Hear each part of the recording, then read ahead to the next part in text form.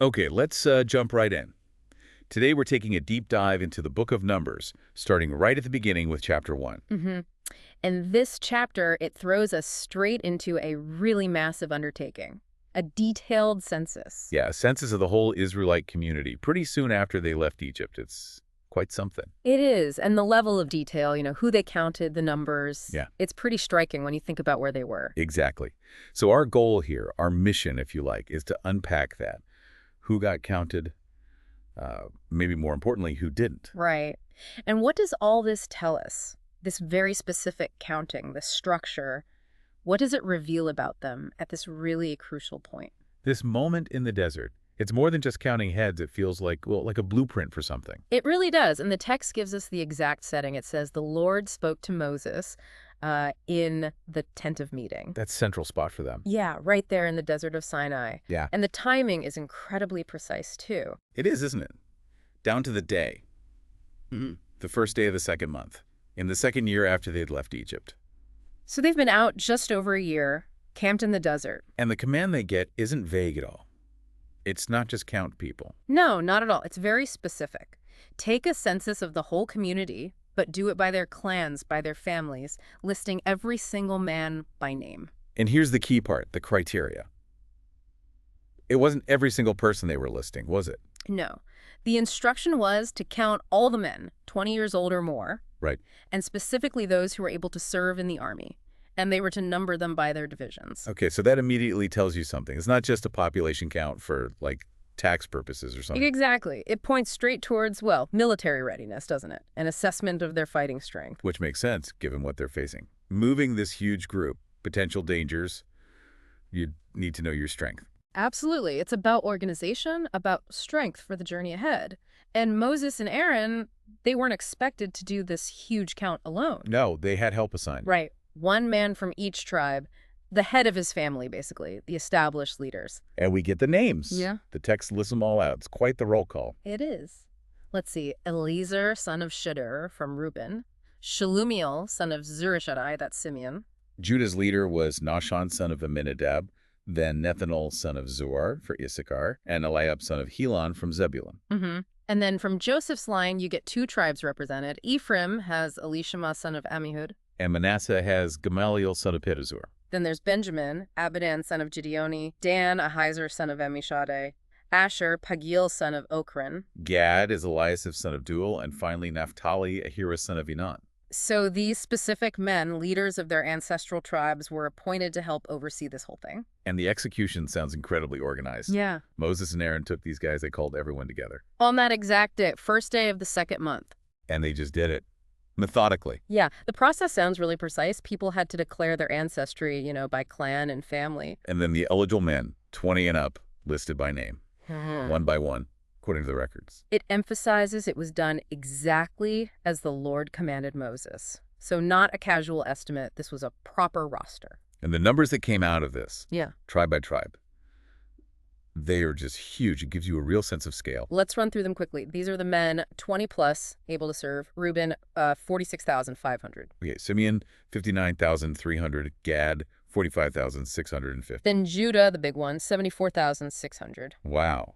Issachar, 54,400. Zebulun, 57,400. From Joseph's sons, Ephraim had 40,500 and Manasseh, 32,200. Benjamin came in at 35,400. Dan was large too, 62,700. Asher, 41,500. And Naphtali, 53,400. Right, so you add all those tribal numbers together. The grand total for these Israelite men, 20 and up, ready for service. It comes to 603,550. 603,550. Yeah. That is just an enormous number of potential fighters, especially, like you said, just a year out of slavery in Egypt. It completely reframes how you think about this journey, doesn't it? The logistics alone. Feeding, moving, organizing that many people, let alone that many soldiers. It's staggering. It really is. Yeah. And what makes that number even more interesting, perhaps, is who was deliberately left out of that count. Yes. The big exception. The tribe of Levi. Exactly. They were specifically excluded. Yeah. The command to Moses was crystal clear on this. You must not count the tribe of Levi or include them in the census of the other Israelites. So they're set apart immediately, which raises the obvious question, why? If they're not in the army count, What's their role? Well, their role is defined completely differently. It's centered around the sacred, not the military. The tabernacle. Exactly. They were put in charge of the tabernacle of the testimony, everything connected to it, the furnishings, all its equipment, that portable sanctuary, the heart of their camp. So their contribution, their strength, if you will, wasn't measured in soldiers, but in dedication to this sacred space. Precisely. And their duties were vital, especially for a community on the move. They had to carry the tabernacle and all its stuff. They had to take care of it when they were camped. And crucially, they were the ones responsible for taking it down and setting it back up every time the entire camp moved. That sounds like incredibly important work. Logistical, yes, but deeply sacred too. Both. Absolutely. They were responsible for the care of the tabernacle, and the text gives a pretty stark reason why only they could do this. It was to prevent divine wrath from falling on the whole community. Okay, so there's a danger element too. Definitely. The consequence for anyone else, any non-Levite who even went near the tabernacle setup was, well, death. Shall be put to death, it says. Wow.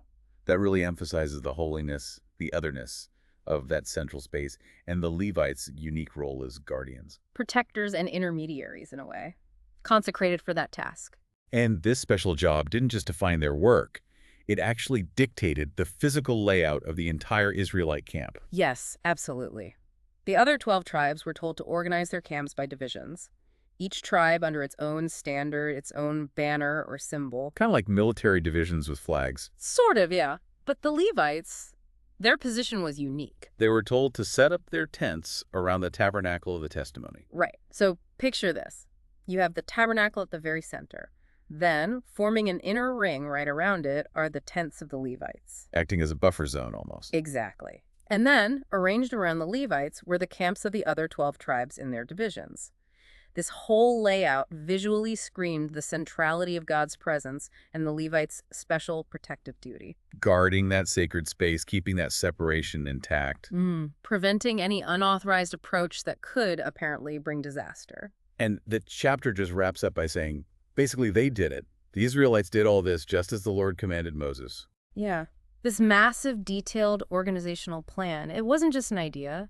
They put it into practice, precisely. Looking back at this whole chapter, this census, this structure, it tells you so much about their priorities right then, doesn't it? It really does. You see a community getting organized, calculating its strength, its military potential. Ready for the journey. But doing it in a way that puts their relationship with God embodied in that tabernacle right at the absolute center. The Levites' unique role, their position, it was fundamental to their identity and seemingly their survival strategy. So thinking about all this incredibly detailed count of, over 600,000 fighting men side by side with this deliberate separation of a whole tribe for sacred duties around a heavily protected tabernacle. What does that snapshot tell you, our listener, about what mattered most to this community right then? What challenges, logistical and spiritual, were they bracing for as they got ready to move deeper into the wilderness? Which aspect, the military organization or the sacred structure, might have been seen as the key to their future? Something to think about.